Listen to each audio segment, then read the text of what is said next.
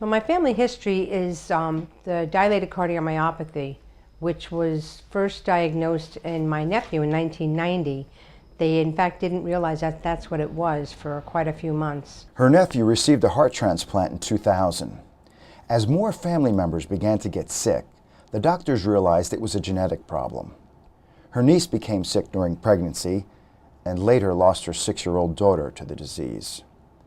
Barbara's brother succumbed to the same illness in 2010. In 2002, I started to really not feel well at all. I was just really tired. I just thought it was working, running a house, having a family. Was extremely tired at work all the time. Would take a nap on my coffee break. And then I started to feel really, really weak. I couldn't even walk up the stairs without holding on to the pant legs to pull my legs up. Barbara started to deteriorate, and in June 2015, she was admitted to Claramas Medical Center due to heart failure. Well, at first, I went to the hospital with her. She went into heart failure, and we talked her into going to the hospital in Claramas that night, and she didn't really want to go. But then, as time rolled on over there, they said, no, her numbers got so bad, they transferred her to Beth, Israel. So that was June 20th that I went in the hospital. By July 5th or 6th, the doctors came in and said that my numbers just dropped down into the basement and I couldn't leave till I got a transplant. With that, it was the finality of life. It was, well, either she gets this heart transplant or she's not going to be with me no more. My main concern was, I think, my family, but mainly my husband.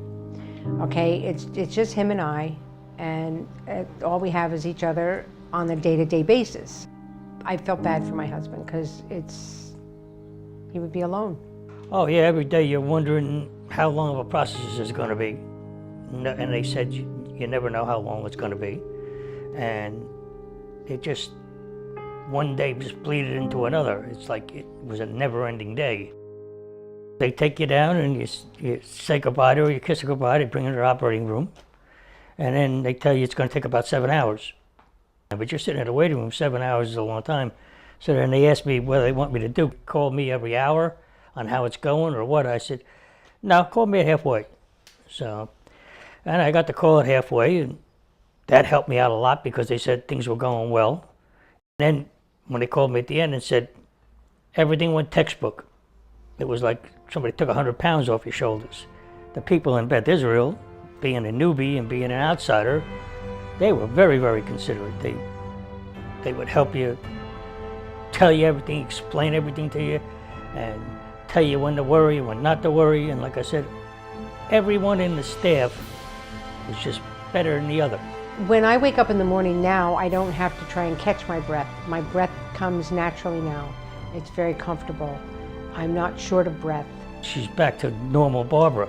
Everything's just back to normal. There's only a few restrictions, and a few restrictions anybody can live with this, considering the gift. Now I can get up and bound down the stairs and, yell good morning. Here I am.